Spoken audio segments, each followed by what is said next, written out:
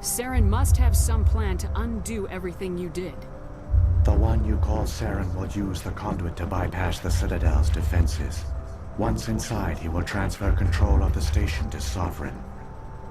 Sovereign will override the Citadel systems and manually open the relay, and the cycle of extinction will begin again. Is there any way we can stop them? There's a data file in my console. Take a copy when you go. When you reach the Citadel's master control unit, upload it to the station. It will corrupt the Citadel's security protocols and give you temporary control of the station. It might give you a chance against Sovereign. Wait, where's the Citadel's master control unit? I've never heard of anything like that. Through the Conduit, follow Saren. He will lead you to your destination. If the Reapers are trapped in dark space, how did Sovereign get here? It is logical to assume the Reapers would leave one of their own behind after each extinction. A sentinel to pave the way for their inevitable return. Like those in dark space, Sovereign probably spent most of the last 50,000 years in a state of hibernation. Periodically, it would wake to analyze the situation. Keeping its existence hidden, it would evaluate the state of galactic civilization. And when the time was right, it would signal the Citadel and usher in the next Reaper invasion. But this time the signal failed. The Keepers did not respond. Sovereign's allies were trapped in the void. Alone, it was forced to try and discover what had gone wrong. Sovereign's the largest ship in the galaxy. Why all this secret? Why not just attack the Citadel? Sovereign is not invincible. Revealing its true nature would have united the forces of every organic species against it. Even a Reaper couldn't survive such odds. But the Reapers are patient. They will not rush into the unknown. Sovereign could have been planning this for centuries, moving deliberately, gathering allies. Slowly, it has assembled the pieces of the puzzle, working through agents to keep itself hidden. Saren is the most visible pawn of the Reapers, but I doubt he was the first. Now Sovereign has grown bold. Whether from confidence or desperation, I cannot say. But it is determined to reopen the portal to dark space. What about the beacon on Eden Prime? And the one on Vermeer? What were they for? At our apex, the beacons spanned the breadth of our empire. We used them as a single galaxy-wide network to transmit data and communications rapidly from world to world. Virtually all the beacons were destroyed during the invasion, but once the Reapers were gone, the survivors here on Ilos decided to risk sending out a message. We knew it was unlikely there were other survivors, but if there were, we wanted them to know about Ilos. We wanted to give them hope, so a message was sent across the network. You could have exposed yourself to the Reapers. In truth, we didn't expect any of the beacons would still function, but we had to try. If there were survivors, we had to reach them. The message was meant for our own people. It was coded so only organic beings could interpret it. We still didn't understand the power of Reaper indoctrination. We never realized it could lead an agent of the machines, like Saren, to this world. But it has also led you here. So perhaps we did not fail after all. So when the Reapers created the Citadel, they created the Keepers as well? A more likely scenario is that the Keepers were one of the early harvested civilizations. Perhaps the very first. Perhaps they responded well to indoctrination, or the Reapers simply bred them to be obedient.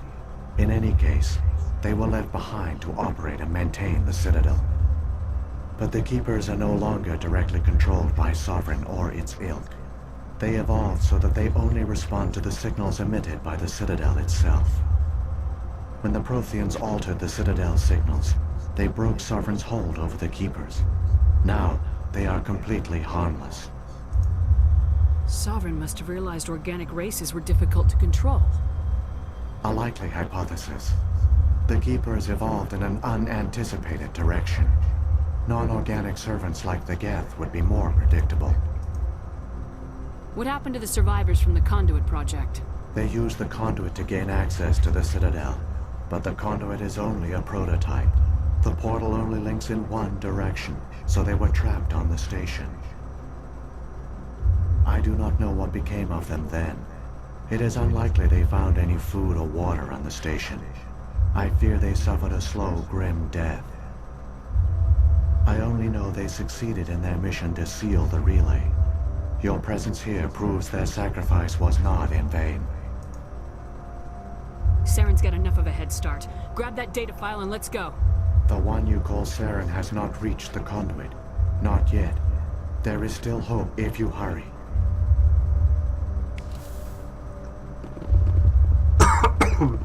So, that's the backstory of this place. And we finally find out what the Conduit is. Although, this gets into spoiler territory, but I'm gonna say it anyways because if you're watching this playthrough, you probably know what Mass Effect is. Well, in Mass Effect 3, basically the Reapers are here. Tragic. For all their great achievements, the Protheans lost everything, just like my people. Even their last plan. Keep it moving. Okay, anyways. Like that. So, it's weird because, in Mass Effect 3, basically the Reapers are here. So, spoiler alert, seeing as how this is a series, and our goal is to stop Saren, we stop Saren as a spoiler for the game. With that said,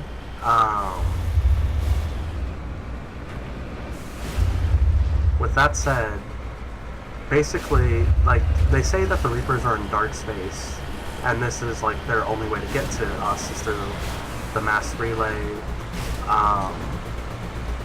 Yet, when we shut the Conduit down, the Reapers shouldn't have any other way to get to us.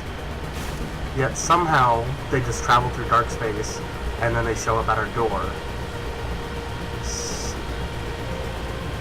The way it works is Mass Effect 1 was written extremely well, and then Mass Effect 2 came out, and the focus went more towards the gameplay. So there's like a huge upgrade gameplay-wise. And then Mass Effect 3, it's even better combat and gameplay. But the story, there's just like a lot of flaws in it, especially when you consider Mass Effect 1 and 2 and their stories, and how they have their own like flaws based on the game logic. So that's probably like the biggest thing about this game, is the fact that somehow the Reapers still show up, which basically makes the events from Mass Effect 1 and 2 completely pointless, since they could get here at any time they wanted, pretty much. Oh my god.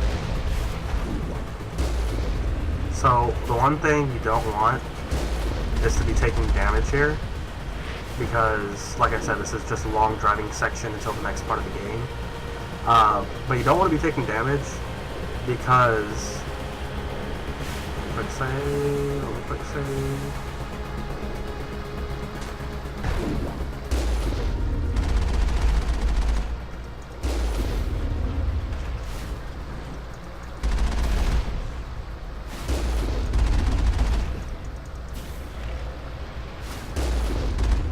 Alright, whatever. There! The Conduit! It's incredible. We don't have time to admire the view. We have to get through that relay, and these Geth aren't gonna make it easy on us.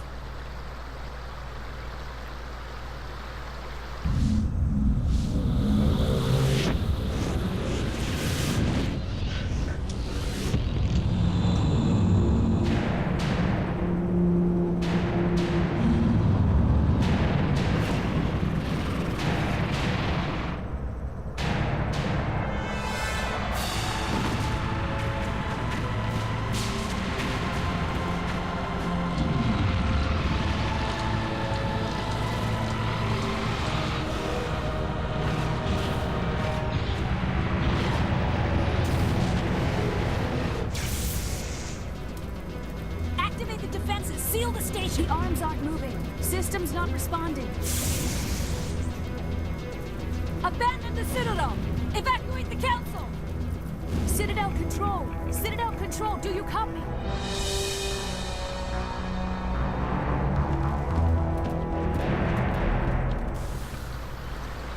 So this is a time section, and on Insanity, it's extremely hard because your vehicle can just get blown up.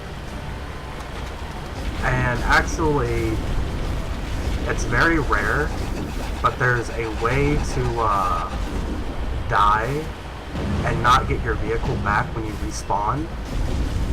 And then you have to walk the whole way, which it's impossible, because look, like my shields are fully gone. I was about 3 seconds away from dying.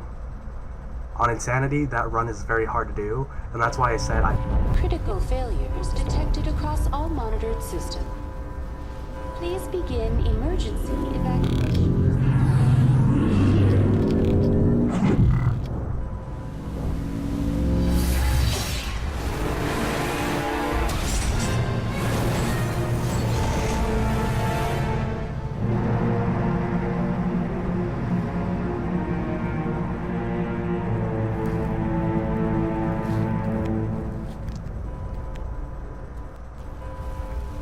Okay, so, why do you have a sniper? What? Anyway, this what was I gonna say. So that's the reason why I said you really can't take any damage, because if you do take damage, your maker will get blown up, and then you're in like a never-ending loop trying to make it with only a few seconds. So, yeah. However, now we're towards the final parts of the mission. Basically, all we have to do is get to Saren, have our little showdown, and that's the end of the game.